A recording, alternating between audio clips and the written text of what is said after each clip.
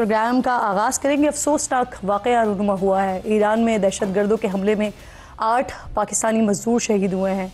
आलमी मीडिया जो रिपोर्ट कर रहा है कि वाक़या सरहद के करीब मेहरिस्तान के गांव में पेश आया है, जहां दहशतगर्द ने वर्कशॉप के अंदर दाखिल होकर मजदूरी करते हुए लोगों के हाथ पांव बांधे हैं और उन्हें फायरिंग करके कत्ल कर दिया है। शोहदा में किसी का बेटा भी है, किसी का बाप भी है। मक़तूलीन का जो ताल्लुक़ है वो भी बताया जा रहा है पाकिस्तान के मुख्तलिफ़ इलाक़ों से, पंजाब से बताया जा रहा है, और वो ईरान में गाड़ियों की मरम्मत का काम करते थे ये बाप बेटा। इससे पहले नाज़रीन, गुज़िश्ता साल यानी जनवरी में भी ईरान के इलाक़े सरावान में ऐसा ही एक अफसोसनाक वाक़या पेश आया था, जिसमें दहशतगर्दों ने 9 पाकिस्तानियों को बिल्कुल इसी अंदाज में घर के अंदर घुस कर कत्ल किया था। वज़ीर-ए-आज़म शहबाज शरीफ ने ईरानी हुकूमत से कातिलों की फौरी गिरफ्तारी और उन्हें करार वाकई सज़ा देने का मुतालबा किया है, जबकि वज़ारत ख़ारजा को मैयतों की वापसी के लिए इक़दामात की हिदायत की है। इस्लामाबाद में ईरानी सिफारत खाने ने इस वाक़े को गैर इंसानी करार दिया है। ये वाकई गैर इंसानी वाक़या तो है। इस पर बात करने के लिए प्रोग्राम में आज मेरे इंतहाई मोअज़्ज़ज़ मेहमान जो मुझे स्टूडियो में ज्वाइन कर चुके हैं, जिनसे मैं सियासी मामलात पर बात करूँगी, लेकिन आप दोनों की इजाज़त से चाह रही हूँ कि सैयद हस्साम सईद साहब जो कि ईरान से मुझे ज्वाइन कर रहे हैं, ईरानी सहाफ़ी हैं, पर गुज़ार हूँ। सबसे पहले मुझे ये बताइए, ये कल अफसोसनाक वाक़या पेश आया और इंटरनेशनल मीडिया जिस तरह से रिपोर्ट कर रहा है कि जो दहशतगर्द थे, इन्होंने इन 8 मज़दूरों के हाथ पाँव बांधे, इन पर फायरिंग की, इनको कत्ल किया। अब आपके पास क्या इत्तलात हैं, आपको क्या पता चला है? देखिए, सबसे पहली बात यह कि मैं ईरानी अवाम की तरफ से तमाम अपने पाकिस्तानी भाइयों और बहनों की खिदमत में ताज़ियत पेश करता हूँ। ये बहुत अफसोसनाक वाक़या है और ईरानी हुकूमत ने इसकी पुरज़ोर मज़म्मत की, साथ साथ ईरानी अवाम ने इसकी पुरज़ोर मज़म्मत की। ये बहुत ही अफसोसनाक मसला है कि भाई कोई परदेश में आके कोई काम कर रहे, कोई पैसे कमाने के लिए, अपने रिज़्क़ और रोज़ी हलाल कमाने के लिए काम करे, तो उसके साथ ये जो दहशतगर्दाना वाक़या हुआ है, ये बहुत अफसोस की बात है। बहुत अफसोस की बात यह है कि पाकिस्तान और ईरान दोनों दहशतगर्दी के शिकार हैं, और जो ख़ित्ते में बिलखुसूस पाकिस्तान के बलूचिस्तान और ईरान के सिस्तान और बलूचिस्तान में जो साजिशें हो रही हैं, वो दोनों मुल्कों के ख़िलाफ़ है। और ख़ास तौर से इसमें मैं ये कहना चाहता हूँ, जो तासुर यहाँ पर है और जो हकीकत यह है कि इसमें बैरूनी हाथ हैं।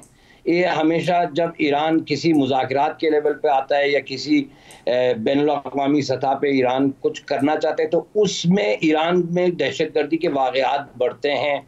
ये कुछ अलायदगी पसंद ग्रुप्स हैं, नाम नहाद लिसानी तंजीमें हैं। ये ऐसे लोग हैं जो कि ईरान और पाकिस्तान की सालमियत के ख़िलाफ़ हैं, और ईरानी अवाम और ईरानी हुकूमत ने इसकी पुरज़ोर मज़म्मत की है। मैं हसाम साहब इसी बात पर आ रही थी। कई घंटे गुजर चुके हैं ना इस वाक़े को हुए, तो जो तफ्तीशी हुकाम हैं आपकी तरफ, वो क्या बता रहे हैं? हमलावरों की कोई शनाख्त हो सकी है? देखें, ये जो बॉर्डर की जो सूरत हाल है, उसमें स्मगलिंग होती है। आपको पता है कि ईरान से बहुत अच्छा खासा पेट्रोल स्मगल होके पाकिस्तान पहुंचता है, और ये बॉर्डर में ऐसे मुनशियात की स्मगलिंग होती है, और उसमें ऐसे गैंग्स हैं और ऐसे माफियाज हैं जिसमें आपको पता है कि कैसे हैं, और वो अपने आप को इस खित्ते के मालिक समझते हैं। इन कातिलों की अभी तक कोई गिरफ्तारी अमल में आई है, कोई शनाख्त हो सकी है? जांच पड़ताल जरूर हो रहा है, और इसीलिए इसका कोई इजहार नहीं दे रहे हैं, ताकि इसके जो पूरे मास्टरमाइंड और जो सिस्टम है, ये सबको बरमला करने की कोशिश है। इसीलिए कुछ निशानदेही नहीं की जा रही है। सरहद की बात कर रहे हैं, तो जरा मुझे ये भी बता दीजिएगा कि ये जो इलाका है जहाँ पर ये वाकया पेश आया है, ये सरहद से कितना दूर है ये इलाका, और यहाँ पर कौन सी आबादी है, कौन लोग बसते हैं यहाँ पे? यहाँ ये जो है, ये ईरानी सिस्तान और बलूचिस्तान है। ये लोग यहाँ पे बलोच लोग हैं, और ये भी जैसे पाकिस्तान के जो सूबे बलूचिस्तान है, वो भी यहाँ भी बलोच लोग हैं। लेकिन ये बात मैं आपको पता है कि ईरान में भी कई बार दहशतगर्द बॉर्डर पार होकर आए, जैसे कि आपको पता है अब्दुल मालिक रिगी जो था, या जैशुल आदल नाम नहाद तंजीम के जो दहशतगर्द हैं, वो ईरान में आके ऐसी कार्रवाइयाँ करते हैं, और हत्ता कि पाकिस्तान में भी ये कार्रवाइयाँ होती हैं। मुसलसल तौर पे हम खबरों में देखते हैं कि बलूचिस्तान में, हत्ता कि अभी कुछ दिनों पहले जो ट्रेन का वाक़या हुआ, ये बड़े अफसोसनाक है, और चाहिए कि हाँ, ईरान और पाकिस्तान हसाम साहब ये फरमाइए सर, ये पाकिस्तान मुखालिफ दहशतगर्द तंजीमें जिस इलाके में इस वक्त ये वाक़या रूनुमा हुआ है, वहां पर कितनी ये तंजीमें स्ट्रॉन्ग हैं? देखें, एक मैं आपको बताऊं, एक जो मसला है वहाँ एक राहदारी का सिस्टम है जो कि उसके तहत लोग बगैर वीज़ा के आ जा सकते हैं। यानी वहाँ पे जो बॉर्डर पार लोग हैं वो अपने उनके ये इजहार होता है कि वो एक दूसरे के साथ रिश्तेदार हैं और आना जाना उनका सिलसिला होता है, तो इसलिए ये निगरानी है। लेकिन मैं बोल रहा हूँ कि इसकी ज़रूरत ये है कि दोनों ममालिक साथ मिल के इस खबीस हरकतों को एक बार के लिए बिल्कुल ख़त्म कर दें। सही। हसाम साहब, जैसे कि आपने मौजूदा वाक़े के बारे में तो कहा कि अभी तफ्तीश हो रही है, अभी तक मालूम नहीं हो सका है, ये अभी तक बताया नहीं गया हुकाम की तरफ से कौन लोग हैं जिन्होंने ये कभी वाक़या जिनकी तरफ से किया गया है। लेकिन एक वाक़या जनवरी में भी पेश आया था सरावान के इलाके में। इस बार 8 पाकिस्तानी हैं, उस बार 9 पाकिस्तानी थे, उनको भी इसी तरह से कत्ल किया गया था, घरों में घुसकर मारा गया था। उस वाक़े में जो लोग मुलव्विस हैं उनको अभी तक गिरफ्तार किया गया है? उनकी गिरफ्तारी आई अमल में? देखिए, पाकिस्तान के बॉर्डर के अंदर भी, पाकिस्तान की तरफ से भी अंदर ईरान में आके ईरानी जो सिक्योरिटी फोर्सेस हैं उन पर भी हमला हुआ है कई बार। वहाँ पे ऐसी तंजीमें जो मुसल्लह अफराद हैं वो ईरान में आके दहशत गर्दाना वाक़या करके पाकिस्तान के बॉर्डर में जाते हैं और वहाँ पाकिस्तान से दहशत गर्दाना इन दोनों बातों का आपस में क्या लेना देना? हसाम साहब, मैं आपसे पूछ रही हूँ कि जो वाक़यात रोनुमा हुए हैं, ये वाक़या हो या पिछला वाक़या हुआ, उनके कातिल गिरफ्तार हुए या नहीं हुए, आप कह रहे हैं वहां से भी होते रहे, तो दोनों की मुमासलत नहीं बनती है।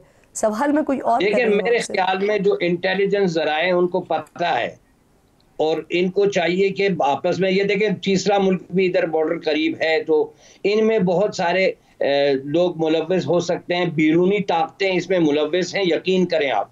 यानी ईरान और पाकिस्तान से बाहर जो ममालिक है उसमें भी है। अब ये जो नेशनल इंटरेस्ट है और दोनों ममालिक यानी पिछले वाक़ये में भी अभी तक कोई गिरफ्तारी नहीं हुई आपकी तरफ से? नहीं, क्यों नहीं हुई है, हो गई होगी। और आपको मैं बताऊं कि आप ईरान पर भी जो हमले हुए हैं वहां भी कोई गिरफ्तारी नहीं हुई है। और आपको पता है वहां पे अलाइदगी पसंद लोग हैं और तशद्दुद रोज रोज हो रहे हैं, सबको पता है कि ये लोग कौन लोग हैं। और मैं कह रहा हूँ कि इसकी फंडिंग बाहर से हो रही है और है पाकिस्तान, और कहीं पर भी हो, वो पाकिस्तान में हो, वो ईरान में हो, वो दुनिया भर में कहीं पर भी हो सर, वो काबिल मजम्मत है। ये कोई ऐसी बात ही नहीं है कि जिसके ऊपर किसी की भी सताइश की जा सके। बहुत शुक्रिया आपका हसाम साहब। प्रोग्राम में थे फैसल चौधरी साहब, रहनुमाए पाकिस्तान तहरीक इंसाफ के मेरे इंतहाई मौसस मेहमान है, ज्वाइन करें। इसके साथ साथ सेनेटर अफनान साहब मेरे साथ मौजूद हैं, पाकिस्तान मुस्लिम लीग नून के सीनियर रहनुमाए। आप दोनों मेहमानों की मैं शुक्रगुजार हूँ। इससे पहले कि हम बकिया मामलात की तरफ, सियासी मामलात की तरफ जाए, एक एक जुमला अगर आप इस वाक़े पर कहना चाहें। जी, बिस्मिल्लाह रहीम। देखें, पाकिस्तानी कहीं पे भी दुनिया में आबाद हों, उनकी जो इज़्ज़त और उनकी जान की जो ज़िम्मेदारी है वो पाकिस्तान की हुकूमत और पाकिस्तान की रियासत की है। और ये जो वाक़या हुआ है ये बहुत ही इंतहाई अफसोसनाक है और इसको जितने भी कंडेम किया जाए वो उतना कम है। और ये मुसलसल जो है वो बार बार इस तरह देखा गया है कि इस तरह पाकिस्तानियों को कत्ल किया जाता है। और तो इसके ऊपर इंशाअल्लाह हुकूमत जो है वो उसने ये टेकअप किया है काफ़ी सीरियसली ईरान के साथ, और हम इसको जो है इंशाल्लाह मंतकी इंजाम पे लेके जाने की पूरी कोशिश करेंगे। जी। और इंशाल्लाह सर दुआ भी हम ये करते हैं कि न सिर्फ इस पे काम हो बल्कि दोबारा ऐसे वाक़यात ना हो, ऐसी भी कोई मरबूत चीज़ हमारे सामने आए। फैसल साहब, आपका कमेंट सर। डेफिनेटली ये इंतहाई काबिल मज़म्मत और काफ़ी दुख और तकलीफ दे वाक़या है और ईरानी हुकूमत से तवक्को की जानी चाहिए और पाकिस्तानी हुकूमत का ये फ़र्ज़ बनता है कि हमारे जो कातिल हैं हमारे शहरियों के, उनको चेज़ किया जाए और उनके ऊपर जो कानूनी कार्रवाई है वो भी की जाए। और बलोचिस्तान से इस साइड के ऊपर भी, पाकिस्तान साइड पे भी ऊपर जो लोग इसमें मुलव्वस हैं, क्योंकि बॉर्डर एरिया है, सिस्तान जो है वो ईरानी बलोचिस्तान का हिस्सा है, वहाँ पे कत्ल हुए तो डेफिनेटली ईरानी सरजमीन पे पाकिस्तानियों का खून बहा है। और मैं उम्मीद रखता हूँ ईरानी हुकूमत से कि वो इस चीज़ को काफ़ी संजीदगी से करेंगे और हुकूमत से उम्मीद रखता हूँ कि वो भी संजीदगी का मुजाहरा करेंगे। यानी ये खून नाहक नहीं है, ये इसको रायगा नहीं जाना। बिल्कुल ठीक। सर अब जरा सियासी मामलात की तरफ आ जाते हैं। 20 तारीख का गालिबन फैसला हो गया इस्लामाबाद में जलसे के हवाले से पाकिस्तान तहरीक इंसाफ का, तो ये जलसे की आप लोगों को इजाज़त मिल गई है, इजाज़त ले ली गई है आपकी? और सुनने में ये भी आ रहा है कि शायद MWM जो है वो इस जलसे को लीड करेगा, तो उस दिन तो उनका इंट्रा पार्टी इलेक्शन भी है गालिबन। उस इंट्रा पार्टी इलेक्शन का तो जलसे के साथ कोई ताल्लुक नहीं होता। इंटर पार्टी इलेक्शन तो हो सकता है, ये तो आपको 20 तारीख को बताएंगे जी। ये इतनी जल्दी तो इतने अच्छे तो है नहीं हुकूमत कि आपको पहले जलसे की इजाज़त दे दे। ये तो उनकी काम पे टांग जाती हैं, अगर 4 बंदे भी इकट्ठे हों तो जलसे की इजाज़त ये कहाँ पे देंगे। ये तो थर कांपना शुरू हो गए होंगे आज के इस ऐलान के बाद ही कि जलसा होना और मुतहदा और मजलिस वहदत मुस्लिमीन ने उसको करना है। ज़ाहिर है वो भी पीटीआई की इत्तेहादी है। मैं अफरान साहब को देख कांप रहे हैं सर, आप इजाजत दे रहे हैं इजाजत दे रहे हैं। देखिए बात यह है कि अच्छा जिस दिन जलसा हो गया, अफनान साहब आज आपके प्रोग्राम में ये कमिट करें कि इजाजत देंगे। हम इसीलिए बैठे मेरे साथ, सवाल नहीं पैदा इजाजत दे रहे हैं। जैसे हमने इनको इजाजत दी थी ना जलसों की, इन्होंने किए भी थे। बात यह है कि हमसे बातचीत करें, मामले को लेके चलें। तो पहले भी जलसों की इजाजत आपसे बातचीत क्या सर, वैसे पहले भी ऐसा हुआ है कि आपने इजाजत दी, लेकिन फिर सिक्योरिटी को जवाब बनाया, किसी और चीज को जवाब बनाया और इनकार कर दिया। नहीं, अगर आप ये कहें कि हमने डी चौक में आके बैठना है, आप ये कहें कि हमने जो है वो इसको इस्लामाबाद को बंद करना है, हम जो है वो लश्कर लेके जा रहे हैं, तो जलसा करके चले जाएं, फिर भी इजाजत जब तो जलसे की इजाजत दी थी ना इस्लामाबाद में, इन्होंने इस्लामाबाद में भी किया, लाहौर में भी किया। कहाँ थी सर वो जलसा करना है ना, कैटल फार्म था, बकरा मंडी थी सर। मेरी एक बात सुने, बात ये है कि ये अगर कोई एक्सपेक्ट कर रहा है कि इनको हम डी चौक के करीब आने देंगे, ये तो नहीं होगा। हाँ, ये अगर कहीं जलसा करना चाहते हैं इंतजामिया से बात करके, पहले भी इन्होंने किया था, अगर ये और कोई एक ऐसी जगह जिसके ऊपर दोनों पार्टियां एग्री कर जाएं तो बिल्कुल कर लें। सर, ऑपोजिशन ने मौलाना साहब को जलसे में शामिल होने की दावत क्यों नहीं दी है? और मौलाना साहब की जमात तो बाकायदा तौर पर कह रही है कि अगर एस्टेब्लिशमेंट के साथ आपने मामलात को लेकर चलना है तो फिर हमारी तरफ से ना ही समझें, तो क्या उनके बगैर ही फिर जलसा करेंगे? देखिए, इस बात पे मैं ज़ाती राय अपनी इजहार कर सकता हूँ, पार्टी की राय तो ज़ाहिर है पार्टी पे जो ग्रुप है वही देगा। मौलाना साहब 19 और 20 को एक तो उनकी मजलिस आमला का इजलास भी लाहौर में है, तो जलसा पहले तो ये होने नहीं देंगे। ये मैं आपको लिख के देने को तैयार हूँ कि ये बिल्कुल किसी भी पॉलिटिकल जमहूरी एक्टिविटी की इजाज़त देते नहीं है, ठीक है, और ये बिल्कुल नहीं देंगे। आज सिंध में एक छोटा सा कन्वेंशन था, उस पर भी पुलिस ने धावा बोला, ठीक है। तो ये जो हुकूमत में शामिल जमाते हैं, ये तहरीक इंसाफ को सियासत तो सर वैसे पीटीआई को ज्यादा सूट नहीं करता ये, जब हुकूमत आपके किसी इवेंट के अंदर रखना डालने की कोशिश करती है तो वो उसकी और हाइप बढ़ जाती है? नहीं, देखिए ये सूट करना तो नहीं होता, ज़ाहिर है पॉलिटिकल एक्टिविटी की इजाज़त होनी चाहिए, आईनी और कानूनी हक है उसके ऊपर रोकथाम करना। दुनिया भर में जो जमहूरियत में तो लोगों को पॉलिटिकल एक्टिविटी की पुरअमन पॉलिटिकल एक्टिविटी की इजाज़त होती है। अभी अफनान साहब ने कहा कि हमने जलसे की इजाज़त दी भी, डी चौक में आने का किसी ने कहा है आपको? कोई आपसे, अब आप ये कह रहे हैं हमसे गुफ्तगू सर कोई जगह का तायुन कर जगह का तायुन तो ज़ाहिर है हम या तो G9 हम भी देंगे, G9 में दे देंगे, G9 में इजाज़त दे देंगे। G9 में तो मैं नहीं समझता मिलेगी, लेकिन बाहर इस्लामाबाद से थोड़ा सा मज़ाफ़ाती, तो कहाँ पे कर लें? इस्लामाबाद का जलसा पेशावर में, जगह इस्लामाबाद के मज़ाफ़ाती इलाकों में जो है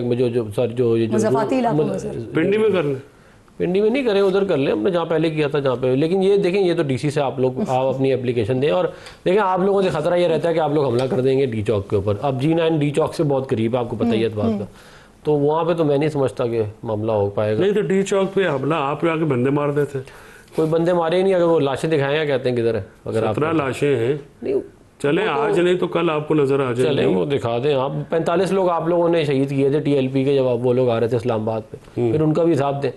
बात ये है कि मैं ये समझता हूँ कि आप एहतजाज करना का आपका राइट है, और वो आपको एक्सरसाइज भी करना चाहिए, लेकिन जिम्मेदारी के साथ करना चाहिए। सर खान साहब को 15 अप्रैल को सेशन कोर्ट में पेश होना है, और जेल इंतज़ामिया जो है उन्होंने इस हवाले से सिक्योरिटी भी मांग ली है, क्या करेंगे? क्या इजाज़त मिल जाएगी, हो जाएगा, या फिर अगेन वो वीडियो लिंक से काम चलाया जाएगा? देखिए, मैं इसके ऊपर ज़्यादा कोई मुझे एग्जैक्ट इसके बारे में नॉलेज नहीं है, क्या कहते हैं स्पेसिफिक केस के ऊपर कि वो उनको आने देंगे कि नहीं आने देंगे, लेकिन बहुत दफ़ा जो है वो इमरान खान साहब बहुत सारे केसों में पेश भी हुए हैं, और बहुत सारों की हियरिंग जो है वो ऑनलाइन भी हुई है। ठीक, सर आएंगे इमरान खान? वैसे ये लाएंगे, मैं आपको बता रहा हूँ, ये नहीं लाएंगे। इमरान खान साहब को वीडियो लिंक की भी इजाज़त नहीं देंगे। अच्छा, ये इमरान खान साहब की तस्वीर से, आवाज़ से, शबीह से इनको खौफ आता है। ये आज मैं सुबह कुछ रिसर्च कर रहा था वैसे ही, तो मैंने कहा मैं मियाँ साहब की तो देखूं कि जो है सेनेटर साहब बड़ा शोर मचाते हैं, तो क्या सूरत हाल थी। तो पता लगा कि वो एक वक्त में 50 लोग इनके वर्कर्स मिलते थे, साथ में सहाफ़ी अलहदा मिलते थे, 3 दफ़ा फैमिली मिलती थी हफ्ते में मियाँ साहब को, और दलल्ले से मुलाकात होती थी। और उसके बाद ये प्लेटलेट्स गिरने से की साजिश से पहले का वाक़यात है। और मियाँ साहब ने कोई 3-4 महीने गुजारे। 4 महीने कैसे गुजारे हैं उसमें? जुलाई 2018 से नवंबर 2019 तक। आप जो बात करें ना फैसल साहब, वो पाकिस्तान मुस्लिम लीग नून की तरफ से तो ये कहा जाता है कि सबसे ज्यादा फैमिली से या सबसे ज्यादा वकला से मिलने का एजाज जो है वो खान साहब के पास है। मियाँ साहब को तो फैमिली से और पार्टी वर्कर से मिलने नहीं दिया जाता। मैंने वो इसके ना झूठा प्रोपेगेंडा ना, तो मैंने तो आज अखबार की खबरें तो ट्वीट की हैं, लिंक्स ट्वीट किए हैं, मैंने कोई अपनी तरफ से थोड़ी बात की है। मैंने तो जो अखबार में खबरें छपी हैं, जो आपके मौक़र रोजनामचे हैं या आपके चैनल्स हैं, उनके ऊपर चलने वाली और कुल मिला के कितनी बनती है उस सारे अरसे में मुलाकातें? हफ्ते में 3 दिन फैमिली की, और हर मुलाकात में 200 बंदा। नहीं। अच्छा जी, अफरान साहब आप कह रहे क्या करें, कैसे हो सकता है? 200 बात बंदा जेल के अंदर मिलने 50 बोले थे, अब उन्होंने प्रोग्राम में उसको 200 कर दिया। 50 में तो ट्विटर मैंने किया ना। मेरी गुजारिश सुने थे कि बात ये है, बहुत दफ़ा मैं खुद गया हूँ वहाँ पे कोट लखपत मियाँ नवाज शरीफ साहब से मिलने के लिए, और बहुत दफ़ा इस तरह हुआ है कि उन्होंने कहा नहीं आपको किसी को नहीं मिलने देंगे, आज सबको निकाल दिया बाहर। तो ये जो कह रहे हैं ना कि ये पहली दफ़ा तारीख, असल में तारीख का अगर आपको ना मालूम हो तो फिर आप यही, अब जुलाई 2018 में मियाँ नवाज शरीफ साहब लैंड करते हैं और नवंबर 2019 में मियाँ साहब बाहर आते हैं, 4 महीने बनते हैं। नहीं, ज्यादा बनते हैं। अक्टूबर 7 अक्टूबर बेल भी रही है, अक्टूबर 99 हॉस्पिटल में बेल में भी रहे हैं, वो थोड़े अर्सा सारा नहीं ज़्यादा टाइम उन्होंने जेल में गुजारा। और बात ये है कि ये जो अक्टूबर 99 से जो दिसंबर 2000 तक वो भी जेल का, मियाँ साहब ने जेल इमरान खान साहब ने ज़्यादा काटी है। बाद में आप ऐसे कह रहे हैं जैसे आपको लीडर ने ज़्यादा, अभी तक 7 महीने बेल वाला बीच में से खा गए। कोई नहीं, वो तो फिर इमरान खान साहब की भी अयाशी चल रही है। जुमला अभी काउंट ही ना करें, कहा था कि वो मना कर देते हैं कि मिलना नहीं है ये बात, लेकिन शेर अफजल मरवत साहब यहाँ पे कंफर्म करके गए। वो कह रहे हैं कि कई दफा ऐसा हुआ, क्योंकि वो देख रहे होते थे मुलाकातों के मामलात को, तो बहुत सारे लोग जाते थे अंदर मिलने के लिए, खान साहब उनसे मना कर देते थे, और पार्टी के कदावर शख्स तो फिर बाहर आके हमें ये कहना पड़ता था कि जेल इंतजामिया जो है वो जाने नहीं दे रही है। तो ये खान साहब के लिए तो आपकी पार्टी के अंदर से ही बात हुई है। पता नहीं शेर अफजल मरवत साहब, मैंने तो देखे ये उनका कोई होगा, मेरा तो इंतजाम और तरह का था। मैंने तो पहले दिन ही मुझे पता था कि ये पार्टियों में ना लोग होते हैं, और जो वहाँ पे लगा होता है उसके ऊपर ना फिंगर पॉइंटिंग शुरू कर देते हैं।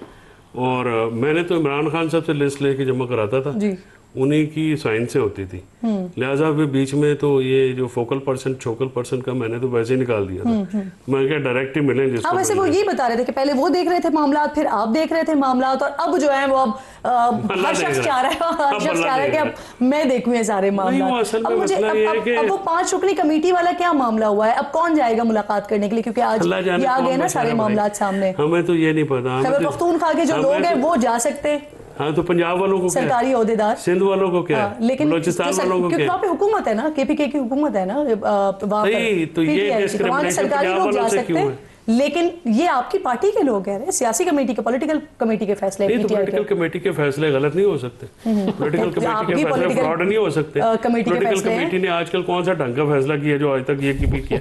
भाई सीधी सी बात है, एक सूबे को आप इजाजत दे रहे हैं, बाकियों को आप नहीं दे रहे। मतलब ये है कि वहाँ आपने लीनियंसी रखी है, ठीक है, वहाँ पे फिर या तो फिर आप एस्टेब्लिशमेंट से बात की चीज का रास्ता रोक रहे हैं। लेकिन अब हुआ क्या है, अब हम जैसे जो वर्कर हैं, अब तो हम तो तनकीद के आदी हैं, हम तो खान साहब से भी बात कर लेते थे, वो तो बड़ी बात सुनते हैं।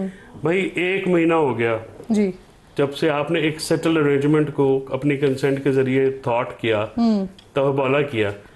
इमरान खान साहब की ना ट्वीट आई, ना बयानिया आया, ना कोई उनका बयान आया, उससे रुख मोड़ के इंटरनल लड़ाइयाँ शुरू करवा दी गई और उसकी तरफ मीडिया का रुख मोड़ गया। अब इमरान खान की रिहाई रह गई किसी और जगह, इमरान खान का नैरेटिव रह गया किसी और जगह। ठीक है, बात क्या हो रही है, फलां लड़ा है, फलां गालियां दे रहा है, फलां मुक्केबाजी कर रहा है, फलां ये कर रहा है, मैं लिस्ट दूंगा, मैं नहीं दूंगा। ऐसे तो बच्चे भी नहीं लड़ते। करवा दी गई, मतलब कि जो जितने लोग ये लड़ रहे हैं और जिनके नाम सामने आ रहे हैं, क्या खान साहब से वफादार नहीं है, जो इनको कोई लड़वाना पड़ रहा है, करवाना पड़ रहा है? नहीं, देखिए वफादारी पार्टी से वफादारी किसी की क्या होती है, वफादारी का तो ये वफादारी नहीं, मैं तो आपको बता रहा हूँ ना, मैं किसी पर इल्जाम नहीं धरता वफादारी सर लड़ाइयाँ हो रही हैं तो मैं उन खबरें लोगों निकल में के आ से रही नहीं हूँ हैं जो ना। गद्दारी के सर्टिफिकेट बांटता है, मैं इस काम में नहीं पड़ता। नाअहली की इंतहा देखें ना, जब आपका फोकस होना चाहिए इमरान खान साहब की ज़ात, भाई 2 महीने हो गए उनका ट्रायल नहीं हुआ, ठीक है, उस पर लीगल कमेटी ने क्या किया है? इमरान खान की लीगल कमेटी जो हमारी है जिस पे एक बंदा काबिज है, वो जो है वो ना वो काम करते हैं ना सियासत करते हैं। अब एक बंदा अंदर है, इमरान खान साहब अंदर है, हर चीज़ का जो नुकसान हो रहा है इमरान खान साहब की ज़ात को है। मेरा फोकस हो और कोई नहीं है। मेरी पीटीआई तो अभी अंदर है, मेरी पीटीआई तो इमरान खान है ना, वो जब बाहर आएंगे तो मेरी सब आपकी पीटीआई जो अंदर है, जो हकीकी आपके मुताबिक है, वो नहीं मेरे मुताबिक है, दुनिया भर के मुताबिक है। चले दुनिया भर के मुताबिक है कि पीटीआई अगर अंदर बाहर वाली तो दस्तयाब पीटीआई है। देखें खान साहब की जो लीगल टीम है वो इस वक्त नाअहल है, जो जनरल सेक्रेटरी हैं उनके ऊपर सवाल उठाया जा रहा है, जो चेयरमैन है उनके ऊपर सवाल उठाया जा रहा है, जो इस वक्त पॉलिटिकल कमेटी है उन पर सवाल उठाया जा रहा है। तो फिर सवाल ये है कि मेरा बुनियादी सवाल जो मैं बार बार तमाम रहनुमाओं से पूछ रही हूँ कि इन सबको लगाया तो इमरान खान नहीं है ना। यही तो बात है, अगर आप ट्वीट करेंगे कि मेरा चेयरमैन कॉम्प्रोमाइज है, लगाया किसने? तो आप इमरान खान साहब के फैसले को इनडायरेक्टली चैलेंज कर रहे हैं। गुजारिश ये है कि मेरे लिए तो काबिल एहतराम है गौर साहब, ज़ाहिर है उन्होंने लगाया, शरीफुल नफ्स आदमी है, बड़ा तहजीब याफ्ता आदमी है, वो भी अगर गुस्सा हो जाता है तो फिर सोचने की बात है। गुजारिश ये है कि इस वक्त पीटीआई में कोई पॉलिटिक्स नहीं हो रही, पीटीआई का कोई फोकस नहीं है। आप अंदाज़ा लगाएं कि कल इतने इम्पोर्टेंट सेनेटर्स आए हैं अमेरिका के, उसमें 2 डेमोक्रेट रिपब्लिकन, उनके साथ किसी की मुलाकात नहीं हुई। जिनकी मुलाकात हुई है उन्होंने तो अपना बात किया है, लेकिन पार्टी के जो ओहदेदार हैं सो कॉल्ड, वो केपी से निकले तो किसी से बात करें, किसी से मुलाकात करें। वो इतना आप बात कर रहे हैं, अलवी साहब भी बेचारे वहाँ से लगे हुए हैं, ठीक है, वहाँ से बाहर वाले बेचारे भाग के लगे हुए हैं, जो लोकल हैं उनको परवाही कोई नहीं है। यानी देखिए ना, इतना बड़ा डिप्लोमेटिक फियास्को है कि भाई बंदे वाशिंगटन से आए हैं, और फिर एक जो वो हैं बर्समैन थे, उनका मोहित पीरजादा ने जो ऑनलाइन इंटरव्यू किया तो उसमें उन्होंने कहा कि I am going to in Pakistan to have ascertain the factual position. तो हमारी पार्टी के लोग मिले ही नहीं। तो अब अगेन बात ये है ना सर कि आपकी पार्टी के अंदर ये नाइलियां आपकी पार्टी के अंदर ही हो रही है ना चौधरी साहब, तो फिर इस पे ये कहना तो शायद नहीं बनता ना कि करवाया जा रहा है या लड़ाइयां करवाई जा रही हैं, तो पार्टी के अंदर ही हो रहा है। लेकिन आपने बड़ी इंपॉर्टेंट बात की है कि जो कुछ हो रहा है, जो कर रहे हैं जी, वो खुद कर रहे हैं या वो उनसे हो रहा है या कोई करवा रहा है, ये तो देखे ना, नुकसान तो इमरान खान का है। बाकी तो मैंने अफनान साहब आपसे पूछना है इस पर कि ये एस्टेब्लिशमेंट के साथ जो मामलात की कोशिशें पाकिस्तान तहरीक इंसाफ की तरफ से हो रही हैं, हुकूमत को कोई एतराज़ नहीं है इस पर, या हुकूमत के इल्म में ये मामलात